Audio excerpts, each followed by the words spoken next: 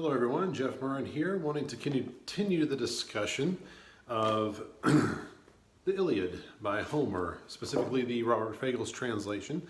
I'm going to be discussing in detail today, or in this particular video, book 12 of the Iliad, and the title of it is The Trojans Storm the Rampart. Now this is a pretty big scene here at the end when Hector drives his men right up to the supporting wall, the rampart. You know, there's the trench and then the rampart separating the Greeks from the Trojans, and and behind the rampart are the Trojans and the Trojan ships.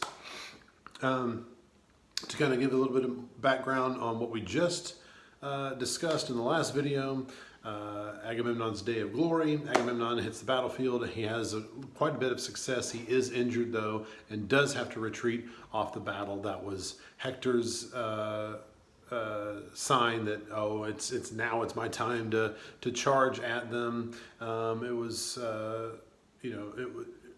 lot of people died and a lot of Greeks were wounded. All right, and so Achilles, he sent Patroclus in to talk to Nestor and see what was going on. Nestor talked Patroclus into being more involved, and Patroclus actually was very keen on that, even to potentially wear Achilles' armor out on the battle, which would be a huge honor for him. All right, so now, as it seems, what happens throughout this book is once we see something going on with the Greeks, we kind of turn around in another chapter and say, hey, well, all right, what's going on with the Trojans here? And how are they handling it? And this one is specifically how they advance in their own ways. And what we see in the beginning, one of the reasons the Greeks are not having as good of a time or as easy a time here is because of the improper way that they have they have sacrificed to the gods. All right, and so you can see this throughout, especially throughout the Odyssey that we'll take a look at. There are some things that Odysseus's men they do in regards to the bulls that should be sacrificed, and because they don't do things properly, all hell breaks loose for them. And so this is a typical thing in these Greek pieces. All right, but let's take a look here. I'm going to begin reading on page 327, about line 73. All right, we have Polydamas is speaking here. Polydamas is a lieutenant and a friend of Hector, and as we'll see, Hector, he's gotten his sign. He has this idea like, I am going to drive it home. I am going to make things happen. I have all the confidence in the world. Polydamas is a little more hesitant. He's a little more reserved as he's working alongside Hector. All right, so we see a little bit of that. Line 73 says, so Polydamas stood by headstrong Hector, warning. All right, Hector and all our Trojan captains, allies in arms, it's madness to drive our teams across that trench, impossible to traverse it.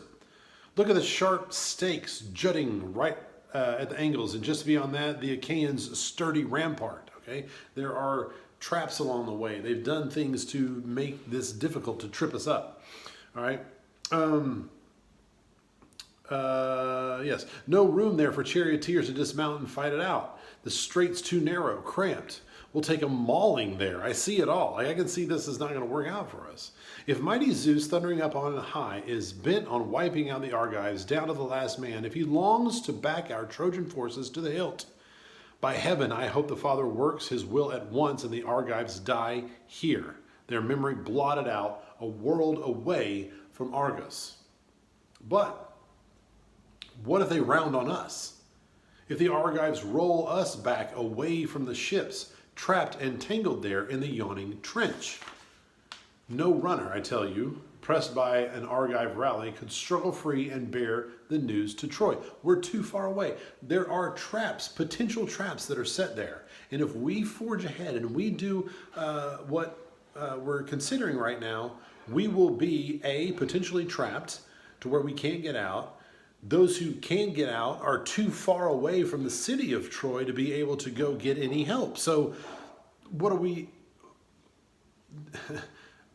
There's far too much potential danger here for us to continue the way with the headstrong fire that we're going at this. All right, it says, so come, do as I say, and let us all unite. Drivers, rein your horses hard by the trench. The men themselves armed for assault on foot. Okay, so let's get out of the chariots. Let's let this go, and let's try to do this on foot, because then we won't have to maneuver those chariots and those horses and all that other stuff through this. All right. It said, we'll all follow Hector, all a mass attack. And the Argives, they cannot hold their line, not if the ropes of death are knotted around their necks. All right? So they're fated to win, but we have a sign, another bird sign. We've had a few bird signs. Early on, we had one the night when Odysseus and Diomedes went out after... to do their spy mission, all right? And we see one here. And it's interesting, I think, because there's attention given to the direction that this particular sign comes to us, all right? So let's see here. This is, let's say, line 225, page 331. It says, while Lapiths stripped their skills of gleaming gear, the fighters trooping behind Polydamas and Hector, the greatest forced and the best and bravest, grim set above all to breach the wall and torch the ships, still halted up at the trench, torn with doubt. For suddenly, just as the men tried to cross, a fatal bird sign flashed before their eyes, an eagle flying high on the left across their front, on their left. Across their front, and clutching a monstrous bloody serpent in both talons. Still alive, still struggling, it had not lost its flight. Writhing back to strike, it fanged the chest of its captor, right beside the throat, and agonized by the bites. The eagle flung it away to earth, dashed it down amidst the milling fighters, loosed a shriek, and the bird veered off along a gusting wind. All right, it's interesting here because it has the left to the across them. All right, so keep that in mind. The Trojans shuddered to see the serpent glistening, wriggling at their feet, a sign from storming Zeus. And Polydamas stood by headstrong Hector, saying, "Hector, you always seem to attack me in assembly, despite my good advice." A little old grudge there coming out at an inopportune time, perhaps. I don't know. Anyway, never right is it for a common man to speak against you, king, never in open council, a god forbid in war. Our part is always to magnify your power. Well, once again, I am bound to say what I think is best. Stop the attack. Don't fight them at their ships.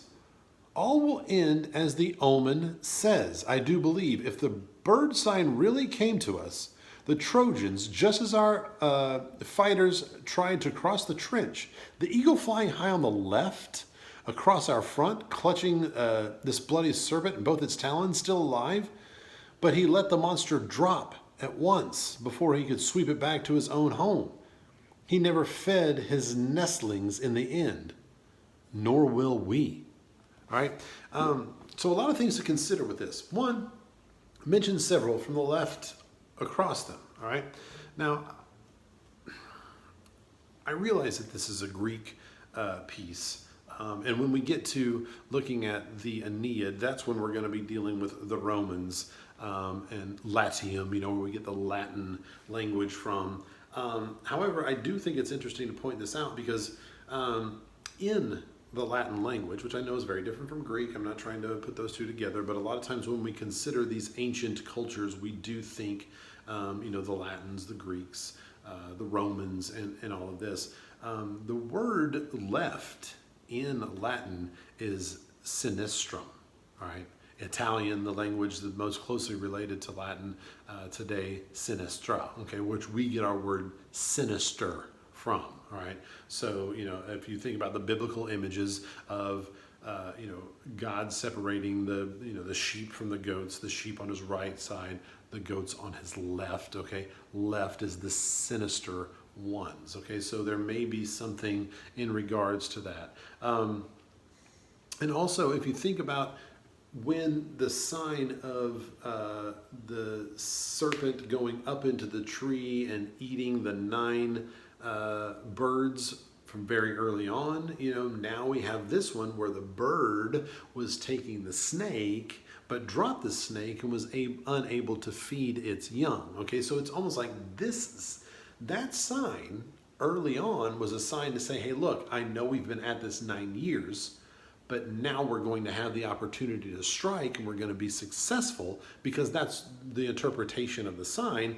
This one has the sign where the bird is at the advantage, but loses that advantage. And so Polydamas is saying, the way I'm looking at this sign, I don't really feel comfortable with how this thing is going on. All right, so continuing on, the last break there on page 332 says, his helmet flashing, Hector wheeled with a dark glance. Enough, Polydamas, your pleading repels me now.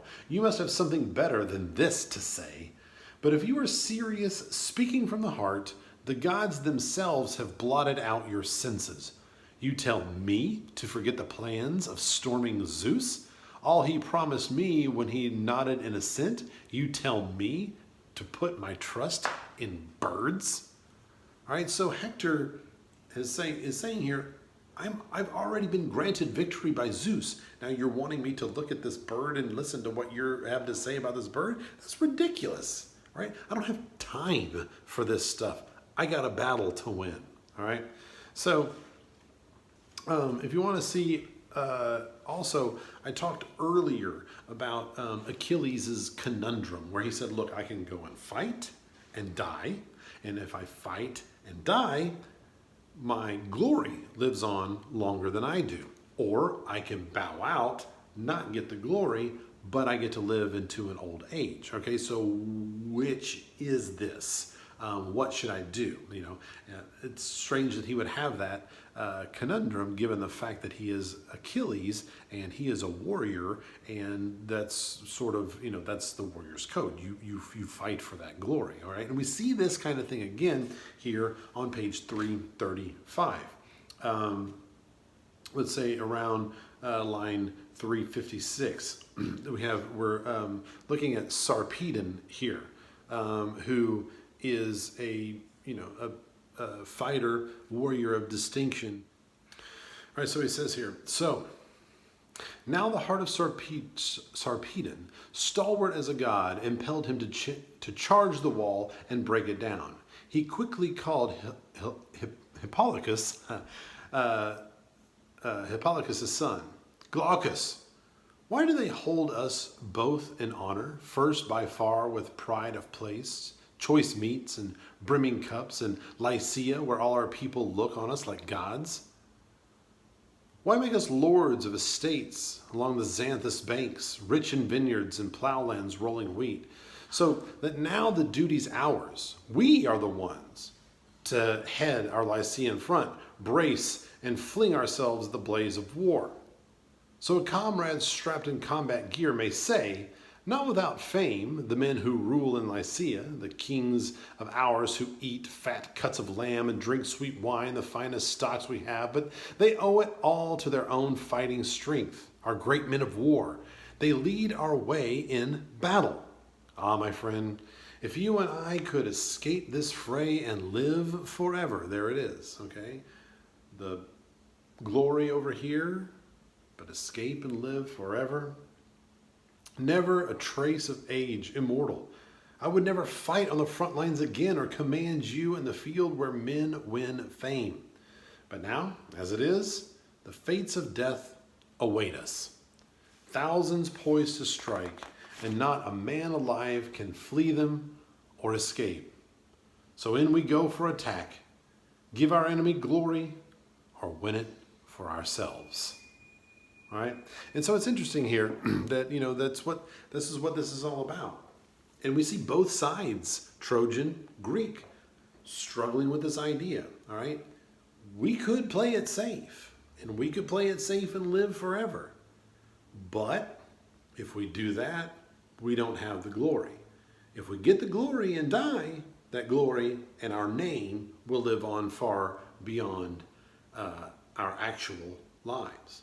And so we have this, he's saying like they give us all of this stuff. They give us the wine, they give us the lands, they give us the glory, they give us all this stuff. And the expectation is when the need arrives, we are here and we are going to fight and win that glory. And the idea too is we are either going to win glory ourselves or give our opponents the glory.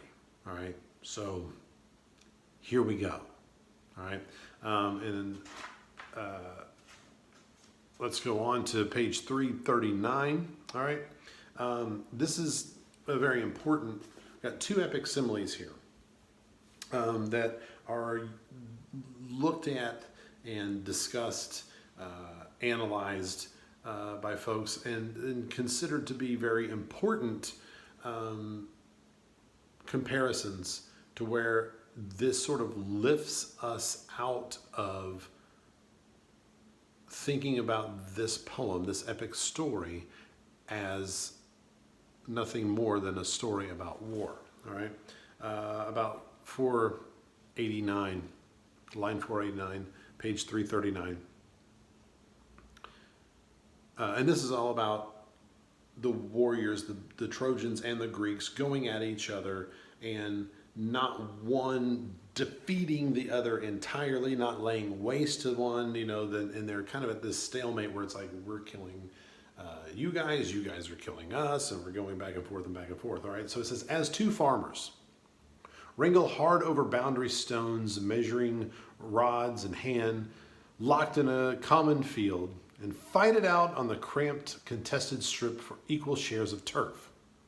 So now, the rocky bastions split the troops apart, and across the top they fought, hacked at each other, chopped the ox hides round their chests, the bucklers full and round, skin shields, tassels flying. All right? So the poet here makes the comparison of the battle and the two fighting it out in the same way that farmers would fight over land boundaries. All right? It goes on to say, many were wounded, flesh ripped by the ruthless bronze whenever some fighter wheeled his bared his back, but many right through the buckler's hide itself. Everywhere rocks, ramparts, breastworks swam with the blood of Trojans, Argives, both sides. But still the Trojans could not rout the Argives. And here we go with another epic simile. They held tight as a working widow holds the scales, painstakingly grips the beam and lifts the weight and the wool together, balancing both sides even, struggling to win a grim subsistence for her children. So powerful armies drew their battle line, dead even, till at last Zeus gave Hector, the son of Priam, the greater glory. The first to storm the wall, Hector loosed a piercing cry at his men. Drive, drive, my stallion breaking Trojans. Breach the Achaean rampart. Hurl your fire now, a blazing inferno of fire against their ships. All right, so we've got the epic simile there of the fighting, the battle going on between the two groups, the Trojans and the Greeks, and we have it like associated with farmers fighting over land or a widow trying to find a way that she can feed her children, all right? So in that, what we have is, we can look at this war as not just a war, but about, how do we need to get on with life and these things that are worth fighting for? Because a farmer fighting over land is going to affect how many crops that he's able to grow and sell, and it has to do with his livelihood, his subsistence, his life on the planet, and how he can provide for his family. The other one is literally somebody who has nothing, figuring out a way to provide for her family, and the passion and the love and the pain and endurance that the widow has to endure to try to make sure that she can give what little she has, if anything, to her children, are the ways that we should look at this war. So it's not that this is, just about war, but this is something that is applicable in so many other ways. All right, and so we're going to end this book here with the scene of Hector taking him on page 340, about line 532. Hector hurled at the gates, full center, smashing the hinges left and right, and the boulder tore through, dropped with a crash, and both gates groaned and thudded. The door bars could not hold, the planking shattered up, and a flying storm of splinters under the rock's force, and Hector burst through in glory, his face dark as the sudden rushing night, but he blazed on in bronze, and terrible fire broke from the gear that wrapped his body, 2 spears in his fist. No one could fight him, stop him, none but the gods, as Hector hurled through the gates, and his eyes flashed fire, and whirling around he cried to his Trojans, shouting through the ruck, the very famous, "The wall, storm the wall." All right, so we have Hector, like a god himself, breaking on through, and no one could take him down. And in this momentum and in all this confidence, because he's got the promise from Zeus, he's taking his men through the rampart to the Greeks, into the Greeks' own territory. All right, so that's where we end up. That's book 12. So I want you to read book 13 on your own, annotate, formulate some thoughts, and come back here and I'll give you some of my thoughts. So until then, and as always, happy reading.